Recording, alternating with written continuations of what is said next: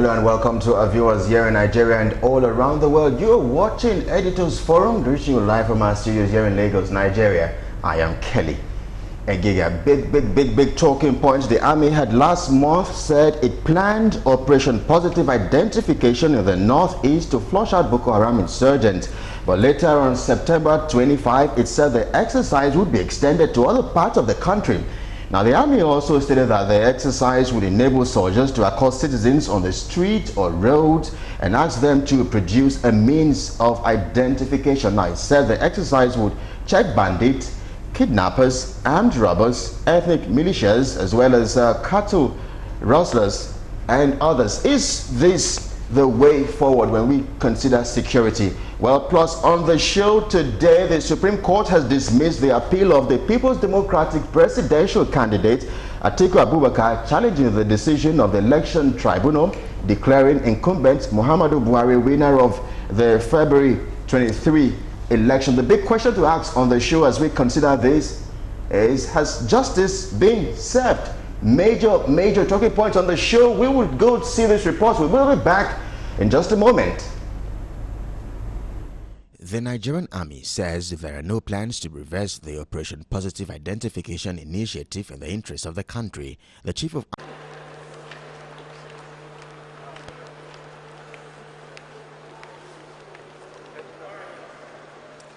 Yes, so you've had the judgment? The Supreme Court has dismissed the appeal of the People's Democratic Party presidential candidate Atiku Abubakar challenging the decision of the election tribunal declaring incumbent Muhammadu Buhari winner of the February 23 elections. In a brief judgment delivered by the Chief Justice of Nigeria, Mohammed Tanko, the decision to dismiss the appeal on the grounds of it lacking in merit. Galaxy's Godfrey Shemogi reports that issues bordering on Buhari's lacking the requisite qualifications to run for president, the existence of an INEC server, among others, formed the basis of the entire argument by all parties in the matter. The chapter, paragraphs and lines having to do with 2019 election, especially the presidential aspect, has been laid to rest until 2023. There'll be problem,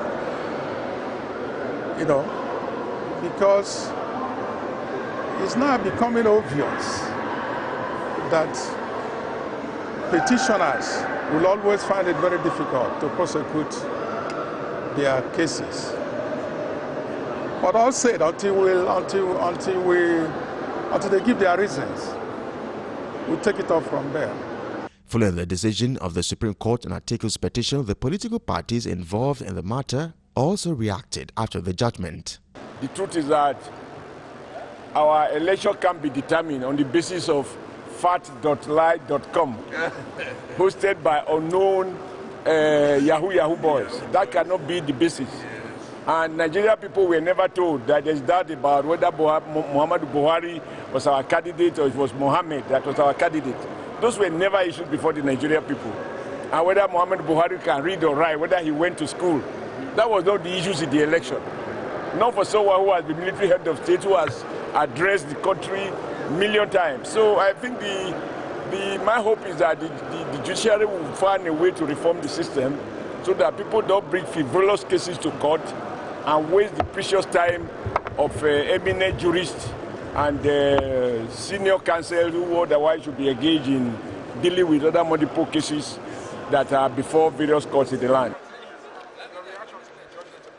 My own reaction is first to most sincerely thank all Nigerians who have followed the election and voted. Again, thank them for this court process. Our reason for coming to court is because we believe that the election and the result was not result of lawful vote cast, but the process has come to the end. I thank all those who are involved, the lawyers, the judges, all of you from the 40 states. This election and the judgment is not about President Buhari or His Excellency Alhaji Atiku Abubakar. It is about the future of our country and what we are going to bequeath to our children. It is about our country. Has been laid to rest. The issue is this server. INEC never said there are no server. They said INEC had a particular server, www.factsdon'tlienigeria.com. We say INEC does not have that type of server, and they said it is through that server that results were transmitted. Then we asked them, who got this thing? They say it was a whistleblower. Does not belong to INEC.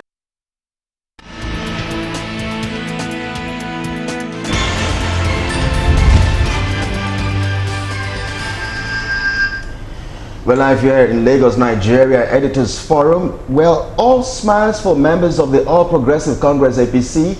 The reverse is the case for members of the People's Democratic Party. Joining us at the table to talk Nigeria this afternoon is, well, two public affairs analysts. I would like to refer to them that way. Ebube Emeka is right here with us this afternoon. She's a presenter as well as well, a journalist actually with a radio and TV station. Well, I cannot mention that station. And then we also have Olutayo Awoyele. Well, he's a legal practitioner by training, but he also likes to talk Nigeria and do analysis. Welcome on the show. Thank you very much. Thank you for having me. Glad to be here. Yes, Yemi Saka will be with us very, very shortly. But let's get talking. Let's begin with this very, very wonderful judgment by the Supreme Court. Of course, it's led by the Chief Justice of Nigeria, Mohammed Tanko, where he declared that Buhari was actually the winner of the February 23 elections. Let me start with you as a legal practitioner by training. What were your immediate thoughts of this particular ruling? Yes, well, for starters, I must say that it's quite difficult to give a critique of this particular judgment, as you must have seen that the courts made a pronouncement and reserved reasons for the judgment, to be given on a later date.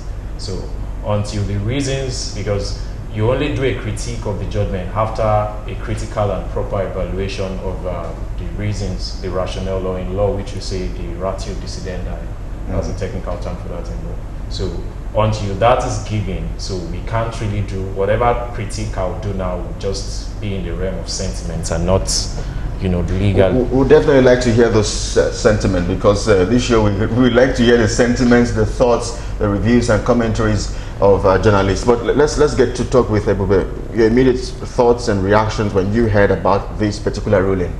Okay, first of all, I'd like to say that whatever ruling that was given has been thought, has been processed, and have been discussed, so to say, you understand? Because, okay, first of all, I heard that the reasons were not based on merit. I mean, for the appeal that is on Atiku's side. And for 7 people to just come together and talk about this and give their rulings and just dismiss his appeal like that, I wouldn't say it's a good one, and I wouldn't say it's fair, but I just believe that these are mature people that have really thought about the situation, that have actually had their reasons to make a decision like this. So I wouldn't say it's sentimental in a way. Okay, but guys, were you guys expecting anything different? Was I expecting anything different? I was. I won't lie to you, I was. But okay, there's a little disappointment on my part. I mean, as a Nigerian citizen. Okay, but that is why I'm trying to be a bit particular about what I'm saying, because this is a court process.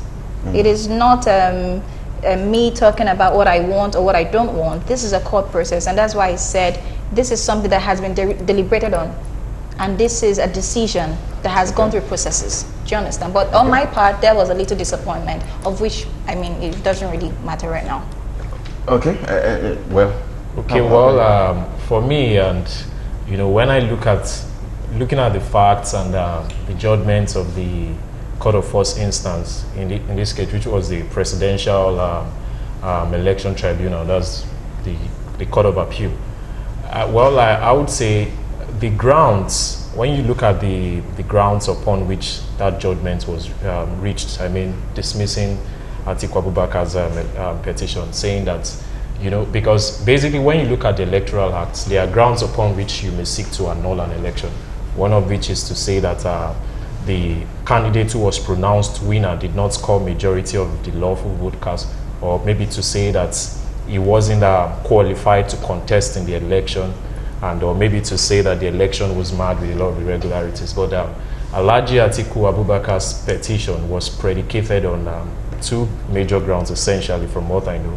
One was that the candidate wasn't qualified to contest, and then also that he did not score majority of the lawful vote cast. But then also, that it's one thing to make claims, another thing to adduce and furnish sufficient evidence. Mm-hmm. And the Court of Appeal, in its wisdom in interpreting, said as per qualification, what was an issue was whether President Muhammadu Buhari has attained, the level of education, which is attained secondary education or its equivalent. And the court said, well, you did not need to furnish a certificate for this people. It suffices once there is proof that he has attained that level of education. Well, the issue that then arises, so basically I'm speaking now from the decision of the Court of Appeal and the grounds, because I cannot speak on what the Supreme Court. But what I would just say basically is that the court in its wisdom gave an interpretation, but whether or not I agree with that, I do not think I agree with that interpretation, because I mean the essence certificate. Okay. Tayo, you would tell us why you probably do not agree with that judgment. When we come back after the break, stay with us.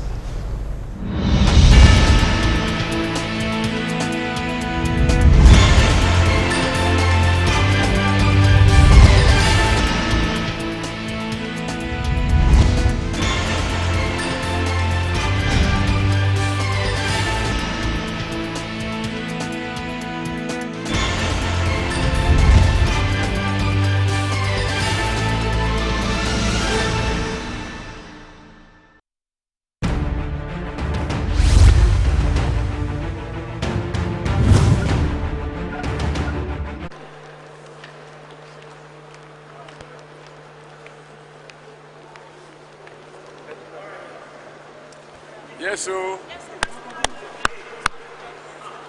you had a judgment?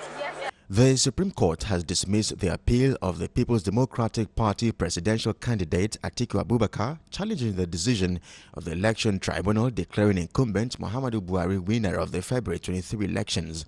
In a brief judgment delivered by the Chief Justice of Nigeria, Mohammed Tanko, the decision to dismiss the appeal on the grounds of it lacking in merit. Galaxy's Godfrey Shemogi reports that issues bordering on Buhari's lacking the requisite qualifications to run for president, the existence of an INEC server, among others, formed the basis of the entire argument by all parties in the matter. The chapter, paragraphs and lines having to do with 2019 election, especially the presidential aspect, has been laid to rest until 2023. There'll be problem, because it's now becoming okay.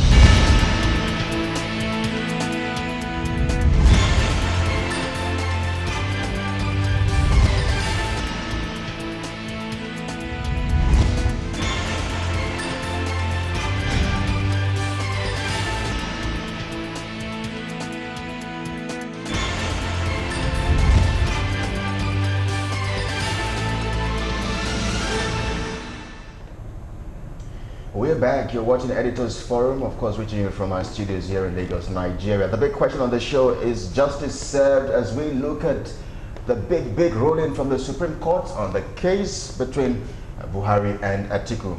Guess who joins us on the table?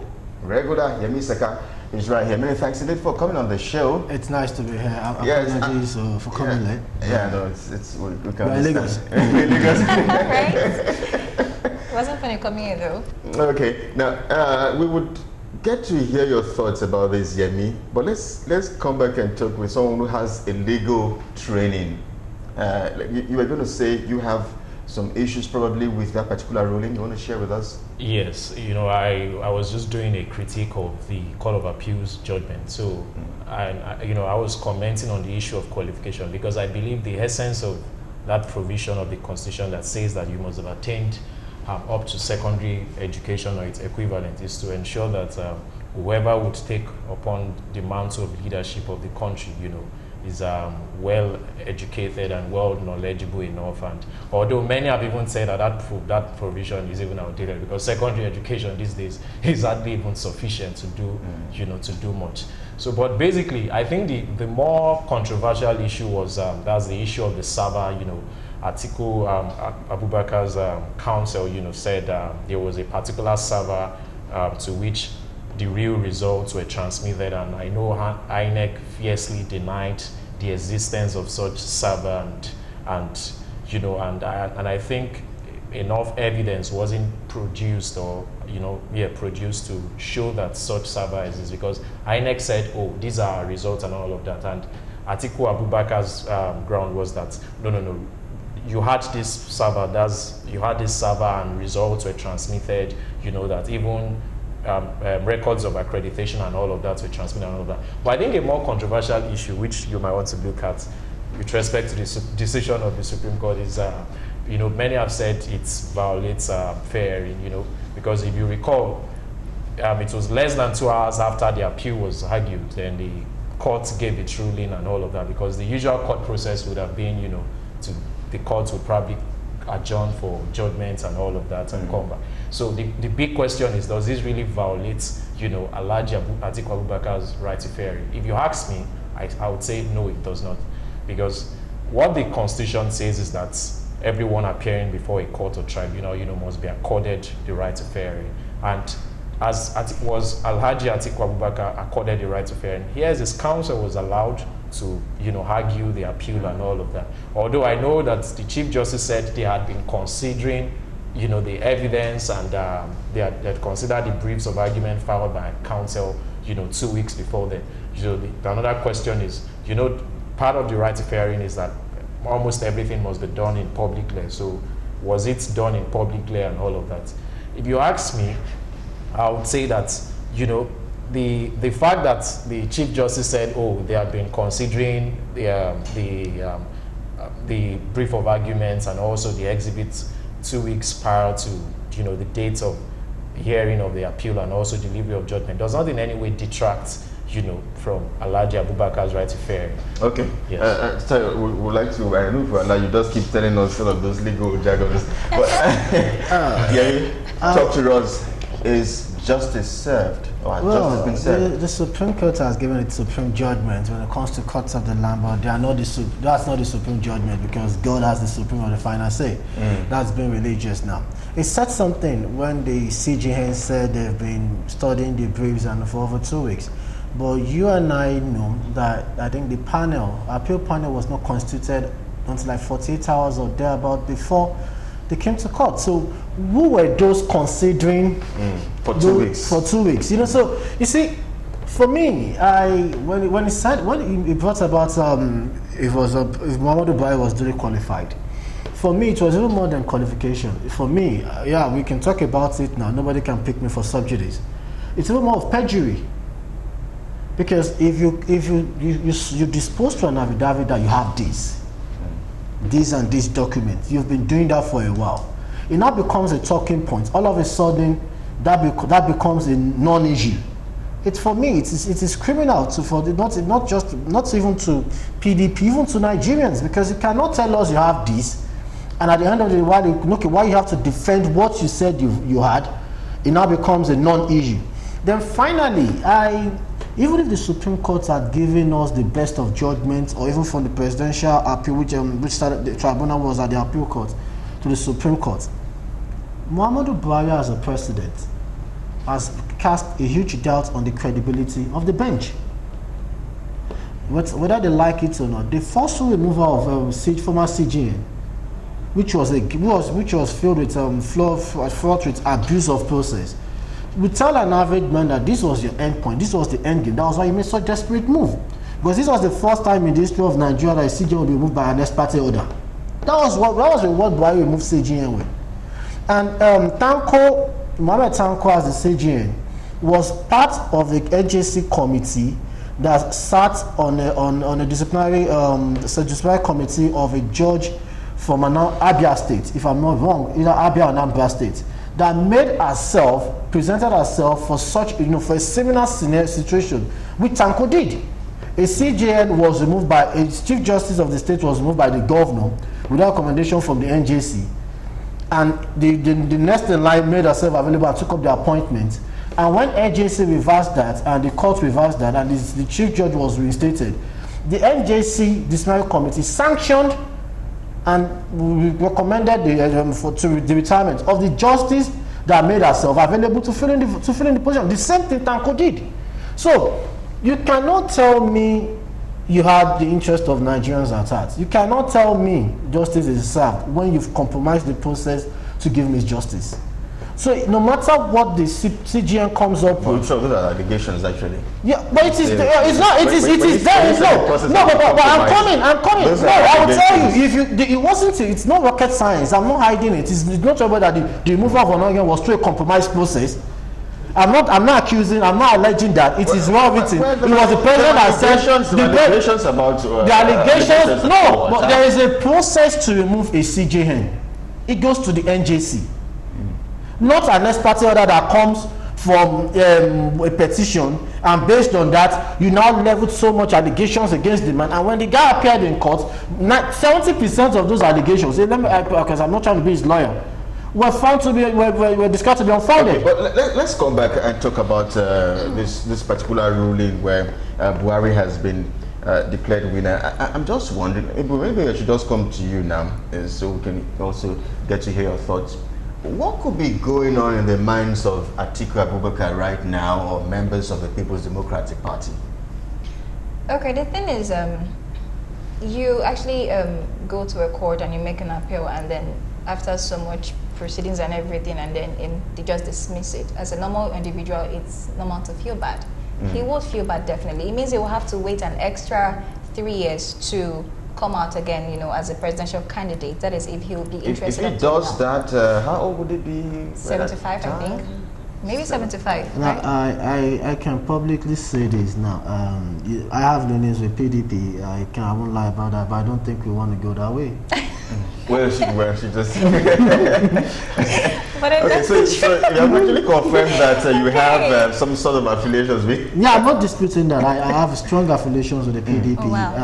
As much as I have that, I try as much as possible. Yes, it's a very delicate balance to strike. I try to prove my case objectively. That's why. No, I said as difficult as a delicate balance is to strike. Really very difficult. I mean, because I need to also answer this particular question as well. What could be going on in the minds of Atiku Abubakar? What could be going on in the minds of members of the People's Democratic Party? And all of that. But again, we'd definitely like to hear your thoughts as well on the show. So we have this number displayed on the screen right now. You can just, all you have to do is do us a text message. You cannot take calls. Just a text message would definitely do what you make of this particular ruling. The battle between Buhari and Atiku Abubakar is justice served. We'd like to hear your thoughts. We're running really out of time, but yeah, I mean, what could be going through the minds of your party? No, okay. Yeah, your party, that's the right word. Your party. Okay, well, I think it was for some of us, even observers or watchers by the sidelines, we nobody expected anything different from what we've seen, because we would say this from last year or probably early this year when the attack came on oil, we knew, okay, fine, it was a preemptive move. Whether we like it or not, whether they like it or not, we probably could say yes, we were right. The case of Sava or no Sava, to me, like he said, was a no case. But unless we want to lie to ourselves, in the election of 2019 was a departure. We didn't make progress from 2015. We had serious retrogression. We didn't build on the successes of 2015. We went back. That election took us back to even 1980 something. For my own assessment, and. We cannot, and for people celebrating, I see them on social media saying, yes, Buhari went to Supreme Court for so long, yes, it is now his time. That means you guys are not so sure about the authenticity or probably the genuinity of this judgment. But for me, I will not be here to criticize the bench. But I will say this, that the bench, probably the bench has, look at the pronouncement, look at the Attorney General of the Federation, look at even some, it's laughable. We can, you see, okay. But for PDP as a party, I would advise PDP as a party to move beyond this. Because I would say this: the PDP is a monumental failure. Was the justice system better when PDP was in power for 16 years? Well, the justice system wasn't better than what we have right now.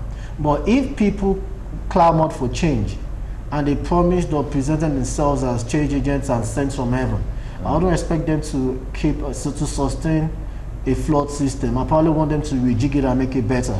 But for me, I will say this to you, and I've said it times without number: the PDP has failed Nigerians in the last 4 or 5 years. They've not considered themselves as credible opposition. I am disappointed. I'm utterly disappointed, ashamed, appalled by the leadership of our secondus and the opposition they've rendered Nigerians. They've not given Nigerians the alternative narratives that we needed to put this government in check, to make this government serve Nigerians, to make this government know that yes, there's some people burden down our necks. But you see, it's just like they just make noise. And and it's like we are talking. There's no difference between 5 and 6. Okay. Or 6 and half a dozen. APC, PDP, okay, Tayo, I can see you nodding. Probably you're confirming some of the things he's probably saying. But where are we right now? Where do we stand? Are we between the rock and the high places? What does this ruling mean to the common man? Well, I must say, for the common man that is not very acquainted with the legal and judicial process, it's normal that they share the sentiment that yes, of course, we didn't expect them to overturn or to change what has happened and all of that. So it's normal that people think that maybe if I also wasn't a lawyer, I would probably also share such sentiments. That looking at some have alleged that the government has proceeded with some level of high-handedness, against perceived opponents and all of that. So, in the light of that, it's normal that the ordinary citizens say, of course, we didn't. And also looking at the way, the rather dishonorable way with which the erstwhile Chief Justice of Nigeria was eased out of office. When you had all of this packed together, putting all of the circumstances together, it gives reasons for a lot of concern and all of that. Okay. But then I only gave my evaluation, from a legal, point of view. So that's why. We came from journalist and political point of view. Yes, yeah. So, but do I think there has been much progress in the justice system and judicial system? No, I don't think so. It's still the same story and all of that.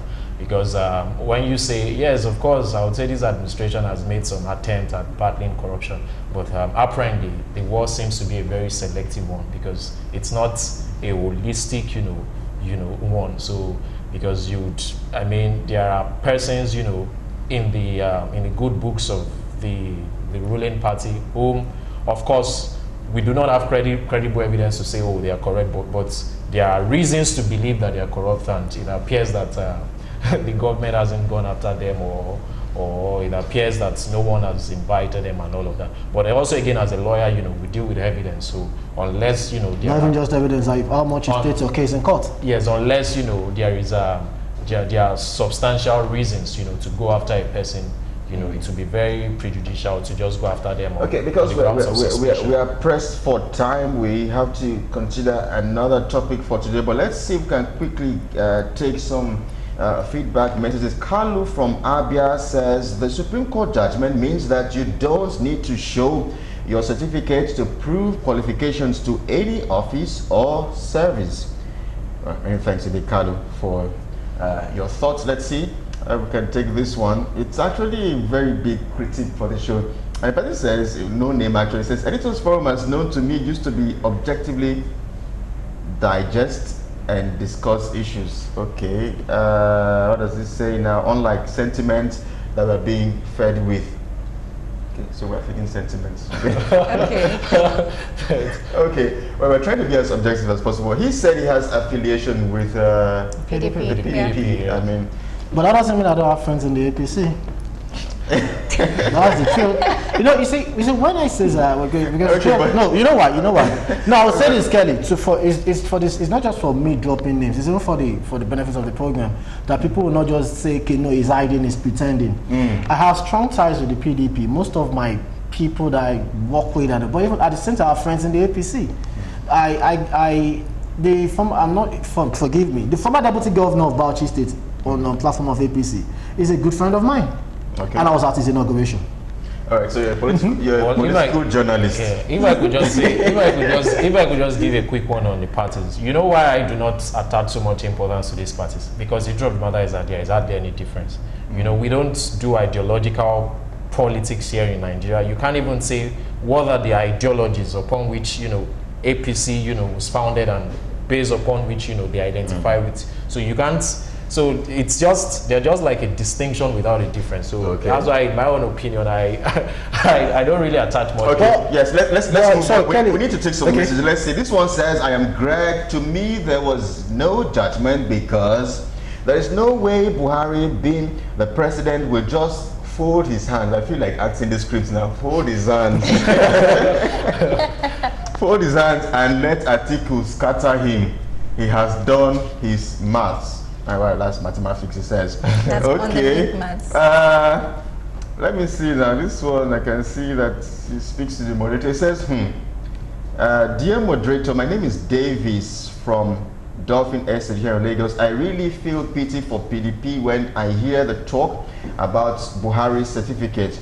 Is that what they were really banking on to get a judgment? Drowning men, he says. Because I was really going to ask that, is the PDP falling apart? So we'll get to talk about that. This one also says, my name is Matthew Tunde. It was a stolen mandate by the APC/Buhari, sustained and upheld by corrupt Supreme Panel headed by Tanko. The judgment was a junk, a bad precedent. He says, okay, thank you. No name actually, okay. Where the name is, sorry. And then this one says, my name is John from Ikorodu. It says, the decision of the Supreme Court and the APC are right and a change process. Time will tell if our leader is enthroned, so let Nigerians hold their peace. Okay, trying to make sense of what that means. And then this one says, okay, Pastor Peter from Ogba.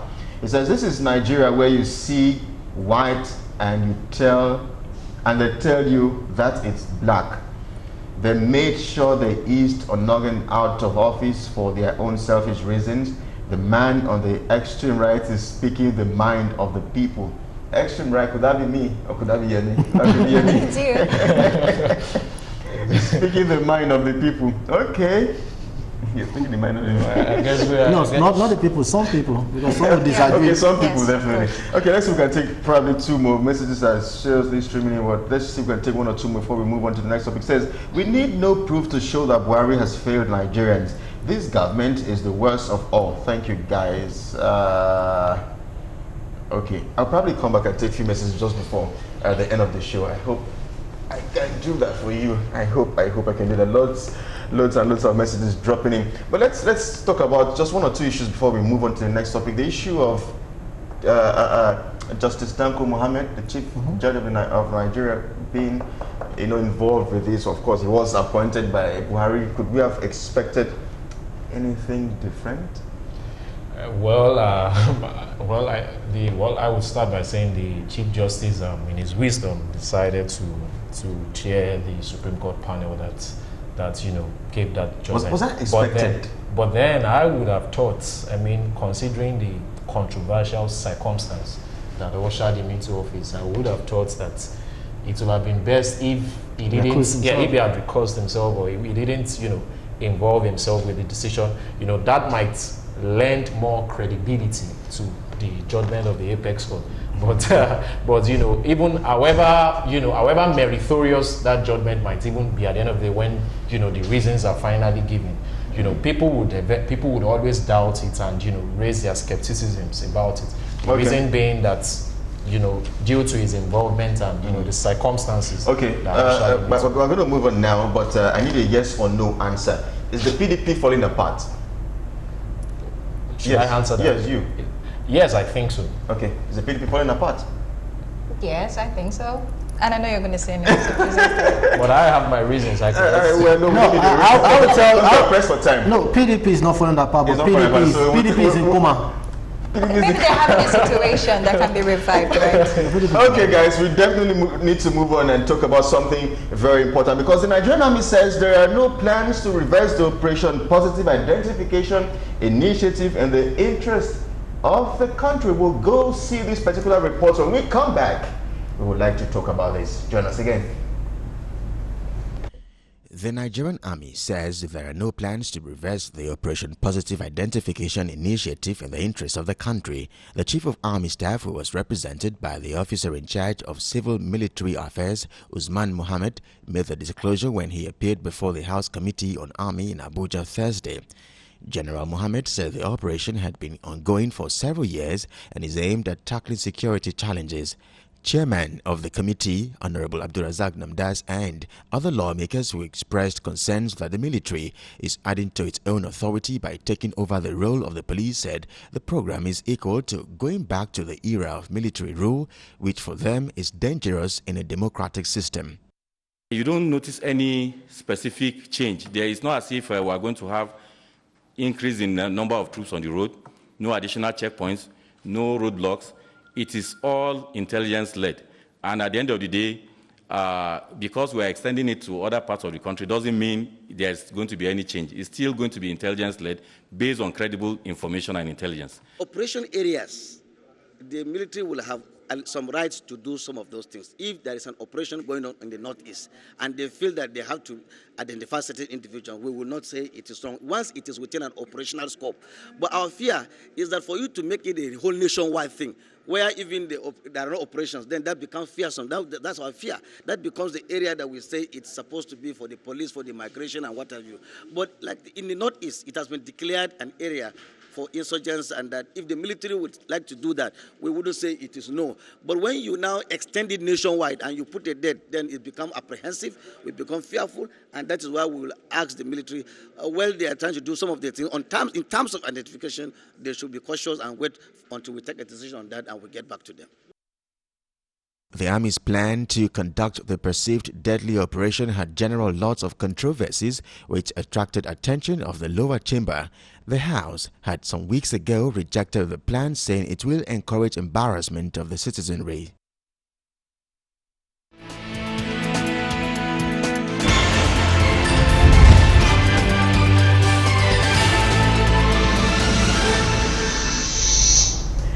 Welcome back. You're watching the Editors Forum. So, Operation Positive Identification. Thank God it's actually positive, not negative identification. That gets our attention now. Let's get talking, guys.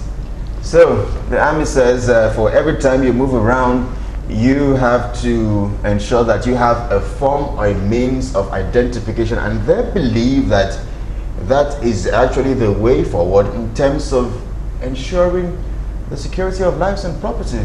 Is that a way forward, guys?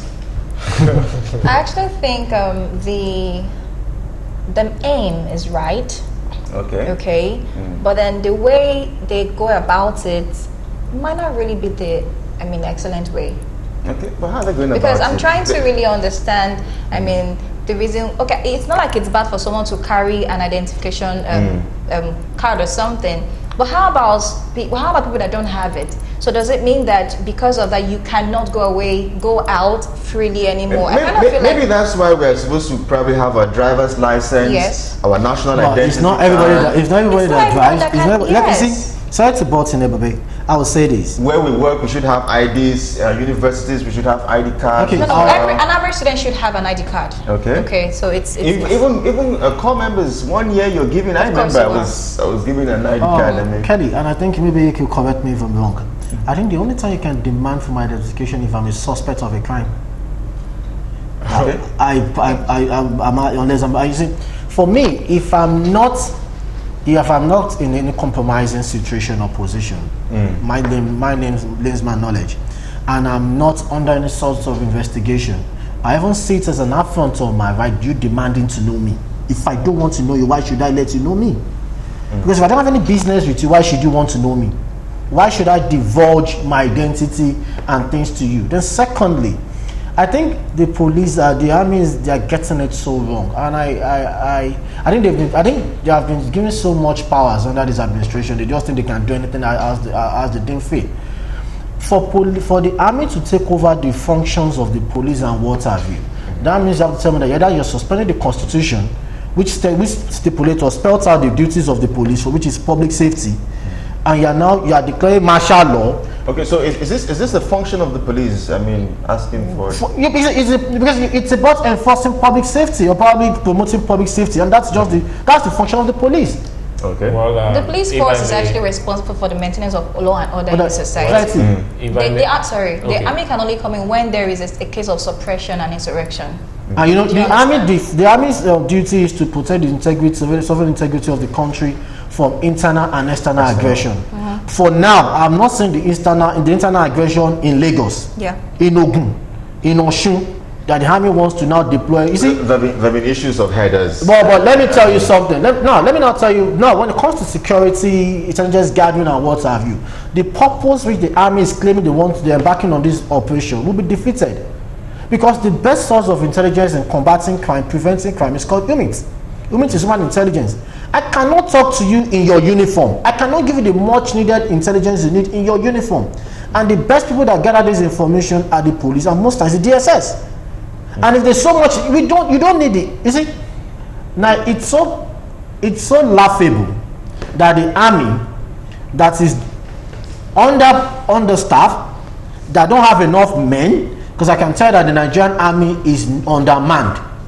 You still want to stretch your men across 36 states of the federation when you are at least battling with insecurity on two fronts, northwest, northeast.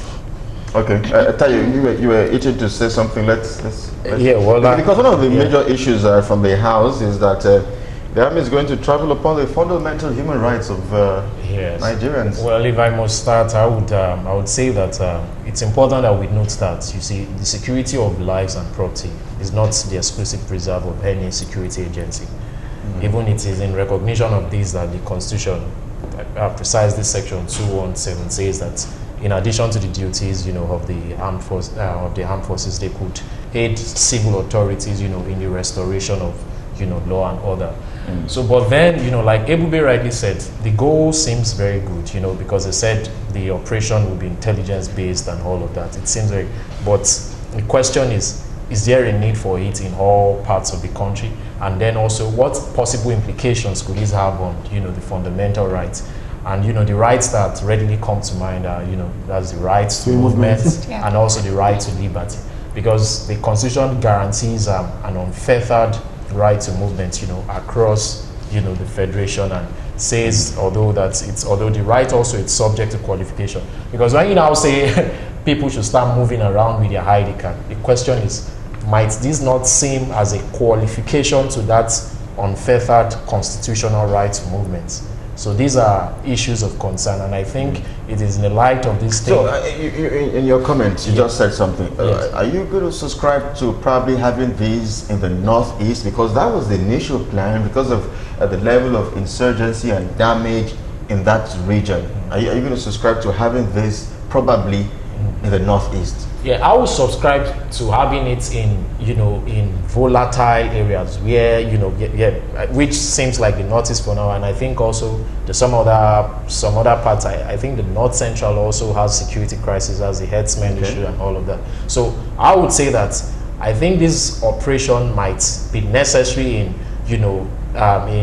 crisis ravaged geopolitical zones, but saying that you want to have it all over the country, like Mr. Sakara rightly said, in Lagos. Question is, what security crisis, do we have in Lagos that would necessitate, you asking people? One of the issues raised by a member of the House, Amadou Jah, who criticized the security chiefs for the multiple code-named military operations across the country, he said that, for instance, if one is traveling from Abuja to Maiduguri, Borno State, it takes about 14 hours And so if you have to meet the army at every checkpoint, and then everybody in the bus is expected to produce a means of identification, some person would have been sleeping, and then you get to a checkpoint, say, all of you wake up, bring out your... So we're just wondering, this 14 hours, how many hours is going to catapult to? And then, of course, the security of these roads as well.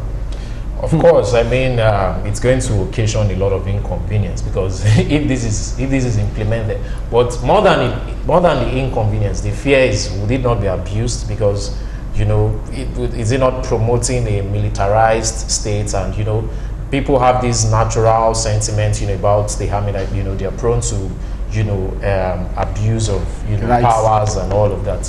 And also by their training sometimes, I mean, and as we've seen during the military era, they do not have so much regard, so to say, for human rights and all of that. Then when you put the soldiers on every nook and cranny of the road, would this not, you know, lead to, you know, a lot of violations of fundamental human rights? You know, these are the critical questions, even more than the inconvenience that it will cause. And I mean, I'm inclined to think that that might arise anyways. I mean, from, you know, security situations in the country, and looking at the way our law enforcement agencies can be sometimes excessive in their conduct and all of that. So it is for this reason I would still say that it should be, this operation, I think, should be restricted to crisis-prone areas. Should be restricted to, you know, areas ravaged with insecurity issues and all of that, but not everywhere, because it's going to cause a lot of I think for me, I think it said section, is it 215 or 217, the functions of the armed forces? Yes. And I think the armed forces cannot, you know, decide extra rules for itself. It's probably the commander-in-chief that could delegate such powers and decide what if he wants to give them added operations or responsibilities. But in this case, you see the army are getting so much powers to themselves. But they said they have the authority of the president. No, you see, but even if the president, because we are not in a banana republic, yes, they might not be privy to the what's it called, signal. That's the military term for messages that go back and forth. The command, the commander, you know, the command chain or what have you. But you cannot just tell us that you have the rights of the president and you are not availing that proclamation. There's going to be an executive order. It's not just a letter from Muhammadu Buhari to Brutai, my brother, please do this for me. It's an official correspondence, which you must avail. If you don't want to, if you think it's for, well, you must avail Nigerians, because it's not, it doesn't contain detailed security, you know, operations.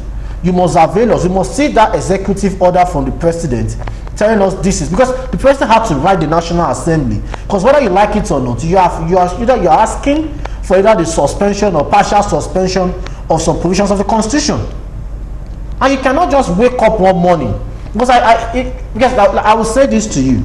I believe the army, as we have under Muhammadu Buhari, has so much power. They can just decide today they are going for python dance, crocodile smile, mami water, swimming everywhere. And you see, we should be careful how we just allow things to go unchecked.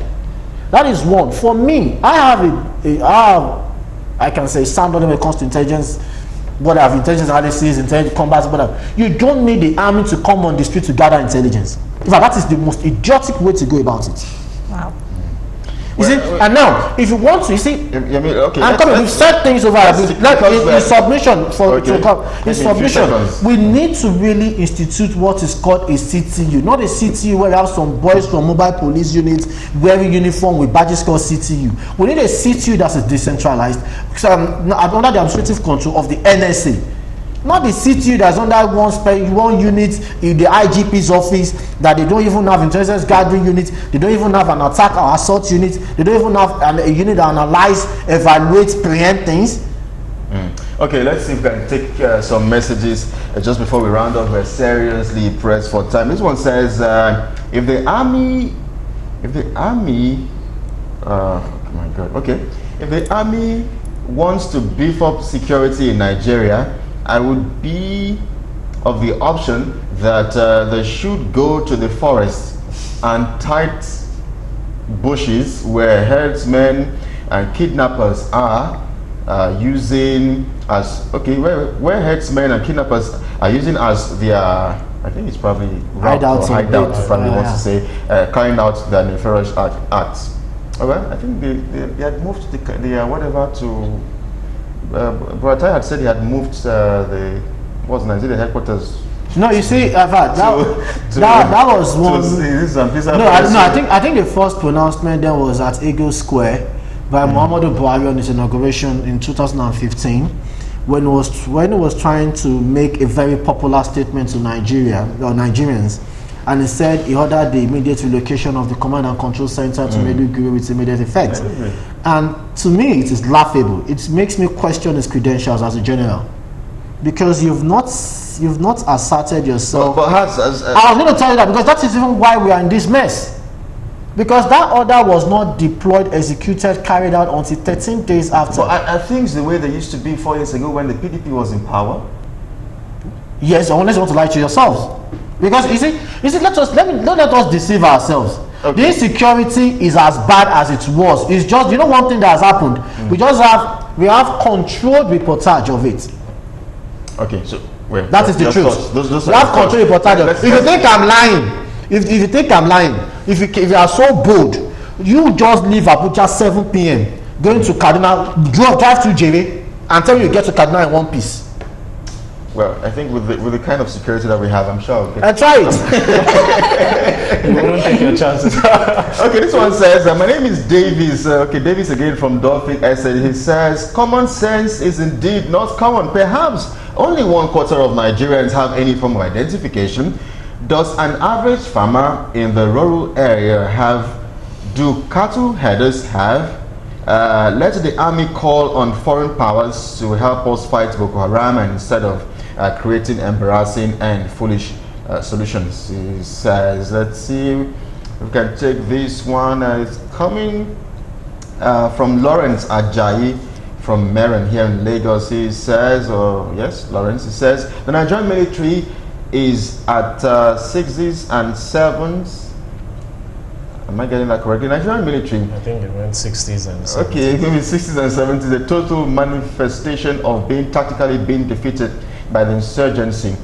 The insurgency has exposed our military vulnerability. The military fails to disseminate insurgency and bandits as promised. Okay, I'm trying to make sense of this now. Everything just juggle together. Let me see if I can quickly take this one. Davis, well, thank you for your thoughts indeed. This one says, Buhari has, am I getting this correctly? Buhari has it in his blood. He is a dictator. Nigerians should not give into his dictatorship nature. This is democracy, not military rule. Well, the order was from the army, not Buhari himself. Okay.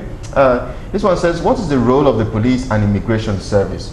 What is the role of the police and immigration service? I hope I've taken all of those messages. Just before we go, guys, just your last thoughts as we conclude on this, and of course the first topic we looked at. Your last thoughts generally as we go home. Well, for me, the Supreme Court has given its verdict. There's nothing you can do about it. There is no Supreme Court, so the judgment stands. It stays.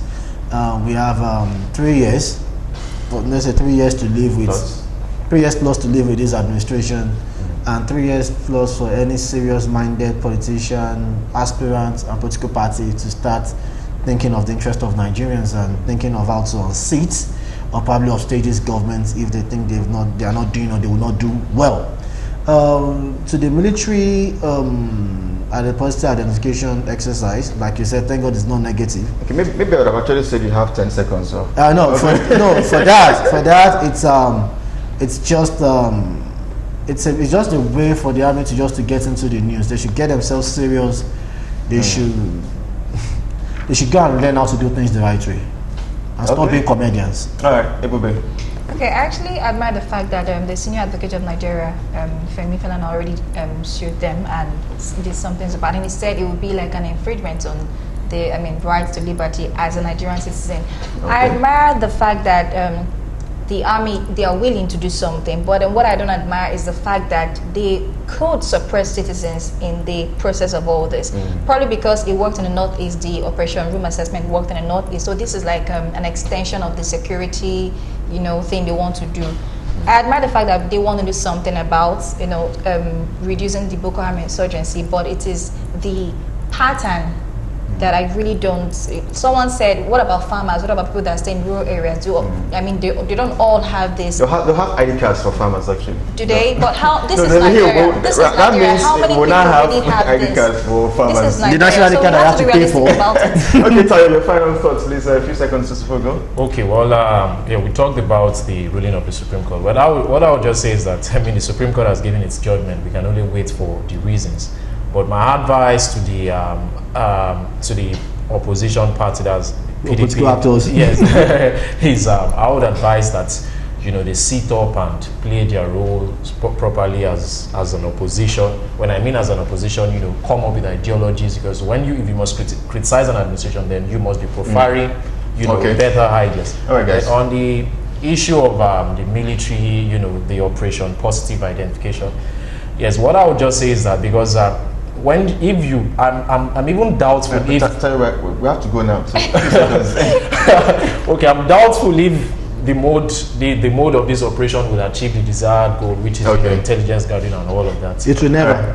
We'd like to thank you for your time and your thoughts. Very, very valid insights. Yemi Saka, media consultant, Maker, public affairs analyst, Olutayo Awoyele. Oh my goodness, forgive me.